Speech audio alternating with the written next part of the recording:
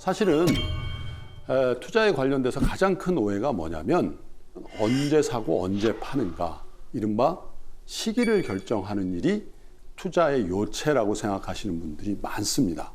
그런데 시기의 선택의 문제는 잘 맞지도 않을 뿐더러 전체 성과에 기여하는 바가 가장 적습니다.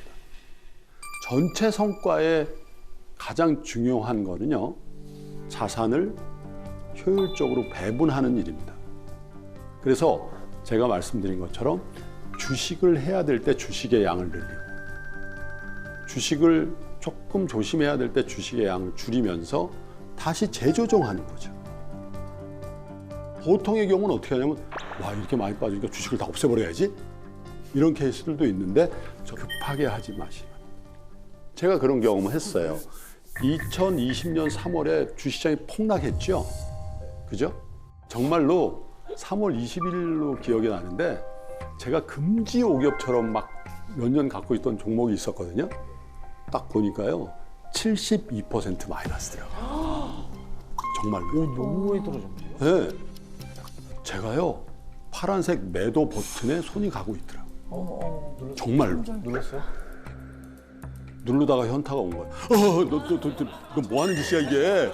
이제 정신 차리셨어요? 정신 차리셨어. 너 방송을 그렇게 하면서 너 이거 너무한 거지. 그래서 멈췄어요. 그런데 그때 제 주식의 전체 자산의 주식의 비중을 계산을 해봤죠. 전체 자산의 60% 정도는 주식 등 주식 관련 상품, 그 다음에 나머지 20%는 채권 등 예금 등 채권형 상품, 나머지는 부동산, 뭐 이렇게 포트폴리오를 했다고 해요. 그런데 그때 예금이 망가졌나요? 부동산이 망가졌나요? 주식만 망가졌거든요, 그때는. 그죠? 저는 아무것도 한 게 없는데 1년 전에 비해서 제 자산의 배분은 어떻게 되어 있냐면 주식이 40, 나머지가 비중이 올라갔겠죠. 예금 30에 부동산 30 이렇게 돼 있었던 거예요. 그때 이런 생각을 하는 거죠. 가만히 있자. 내가 주식이 안 좋다고 주식을 줄인 것도 아닌데 시장이 알아서 나의 자산을 이렇게 조절해 줬네. 여러분 한번 생각해 보십시오. 투자를요, 어떤 개별 종목 혹은 그 개별 종목을 사고 파는 시점의 선택이라고 생각하지 마시고 여러분들의 총 자산의 비중을 조절하는 일이다. 너무 단절적으로 생각하지 않으셨으면 좋겠어요. 나 여기까지 성공하고 딱 쉬었다가 다시 하고 그런 게 아니라 그냥 업다운 하는 거거든요. 조금 부진할 때도 있고 조금 잘 될 때도 있는데 그 연속선상에서 순환한다.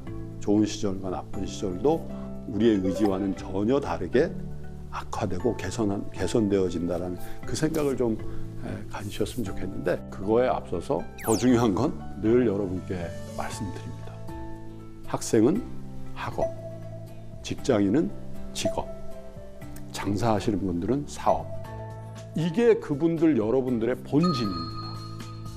이 본진을 훼손하는 투자는 성공하기 어렵습니다. 제가 97년도 7월에 생각하고 결단하고 실행했던 거는 나의 당시의 중요한 본진, 그것은 전혀 경험이 없는 생소한 나라에 가서 나의 휴먼 밸류를 높이려는 그 시도가 나의 본진이자 훨씬 더 중요한 투자라는 자각이 있었고 실행을 했기 때문에 정말 럭키하게 저의 자산을 지키고 그 시드 머니로 자산을 불릴 수 있는 배경이 됐다는 거죠. 그래서 본진을 지키시는 투자를 하셔야 오래가고 성공한다는 얘기를 이렇게 반복적으로 합니다. 그러니까 제가 이렇게 하니까 야, 김프로는 뭐 맨날 뭐 그럼 감정 컨트롤 해가지고 성공만 했어? 저도 엄청 실수 많이 하고요. 정말 뼈저린 실패 경험이 있는데 2005년도에 비교적 빨리 승진해서 임원을 하다가 번아웃이 와서 재정비해서 들어와야 되겠다 이런 생각을 하고 미국에 갔거든요. 근데 뭐 어떻게 하다 보니까 비즈니스를 이제 말씀드릴 비즈니스를 하게 됐는데 뉴욕의 흑인 번화가에서 모자 가게를 열면서 장사를 한 적이 있었습니다. 그러면서 결심을 한 적이 있어요. 야, 내가 미국에서 생전 처음 장사라는 걸 해보는데 이 주식 투자해서 될까? 그리고 이제 주식을 다 팔기로 결정을 했는데 그 주식이 뭐였는지 아십니까, 여러분? 현중공업이라는 주식이었어요. 2005년도에 아깝다. 4만 원대 초반에 샀는데 그때 당시 보니까 한 6만 원 했던 것 같아요. 50% 수익이 났죠. 근데 2007년도에 55만 원 가더라고요. 아이고. 6만 원에 판 게. 그러니까 러프하게 10배가 오르는 걸 보는 거예요, 제가 미국에서. 그러면 저는 제 자사주에 투자한다고 그 좋은 회사의 주식을 팔았는데 그 주식은 10배가 된다고 생각해 보죠. 여러분 안 미치시겠어요? 왜냐하면 미칠 것 같습니다. 하루에 20% 오를 때도 있잖아요. 그러면 제 총 투자 자산의 변동성이 억대가 되는 거예요, 하루에. 그런데 이 가게에 제가 신경 쓸 수 있겠습니까? 하루에 매출 끼껏해야 2, 3천 불 하는, 그럼 마진은 100불, 200불도 안 되는 그 비즈니스는, 제가 얼마나 제 속으로 바보같이 뭘 이렇게 장사를 한다고, 그 주식이나 잘 갖고 있었으면 맨하탄에 아파트를 사도 두세 채는 샀겠다. 그런 생각. 근데 뭐 때문에 팔았다고요? 제 비즈니스 때문에 팔았다고요. 모자 가게 망했거든요. 거의.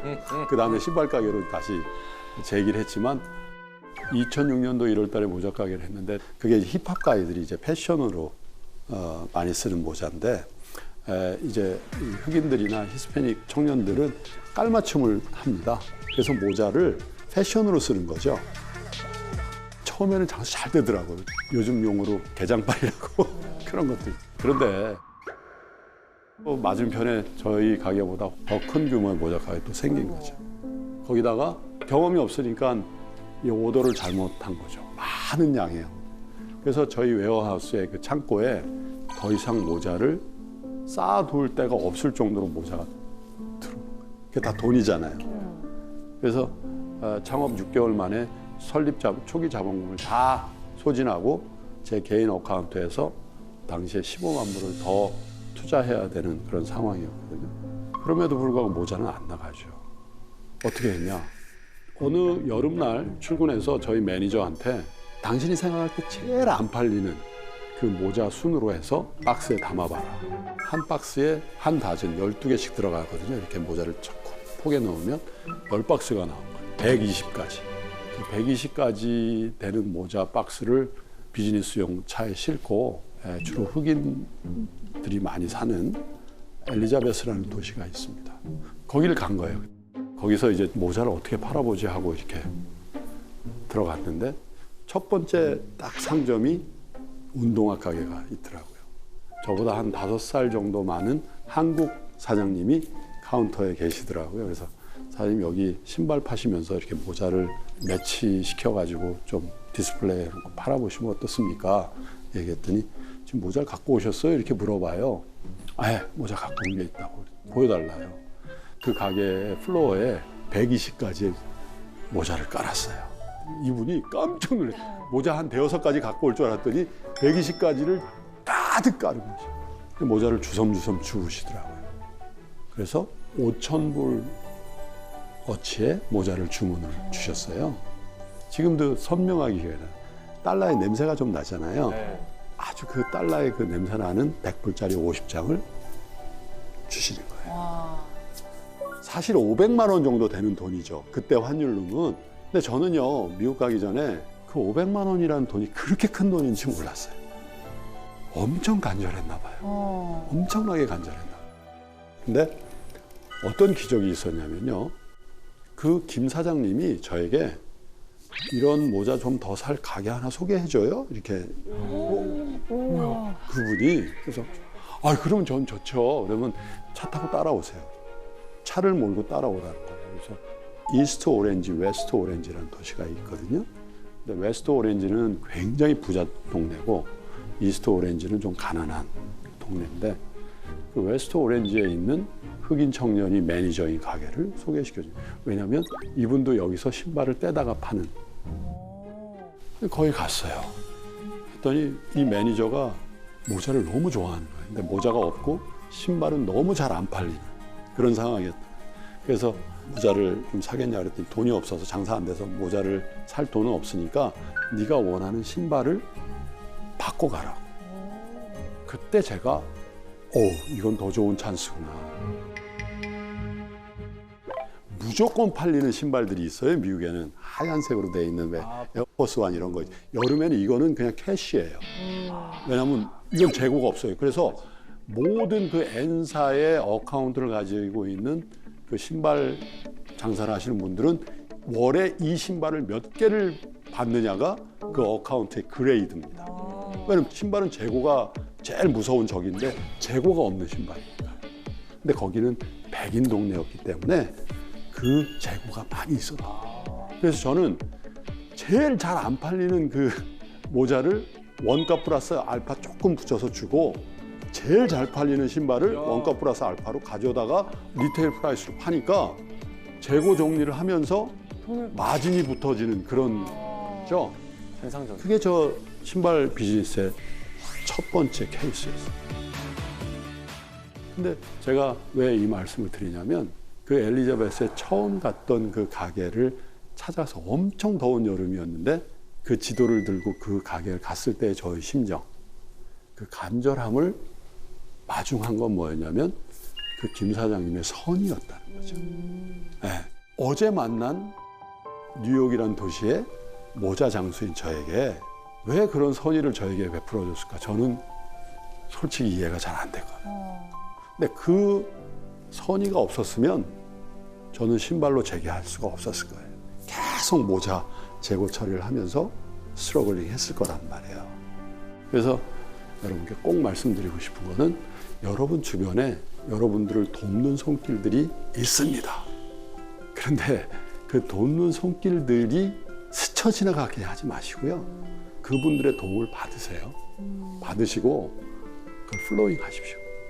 그러면 그 기운들, 그런 선의들이 여러분들의 하는 일, 학업, 직업, 사업을 여러분들의 기대보다 더 크게, 창대하게 만들 수 있지 않냐, 그런 생각을 합니다. 2006년도 8월 셋째 주 토요일이었던 걸로 기억이 나요. 백투스쿨이라고 하거든요. 미국에서 되게 좋은 리테일 시즌이거든요.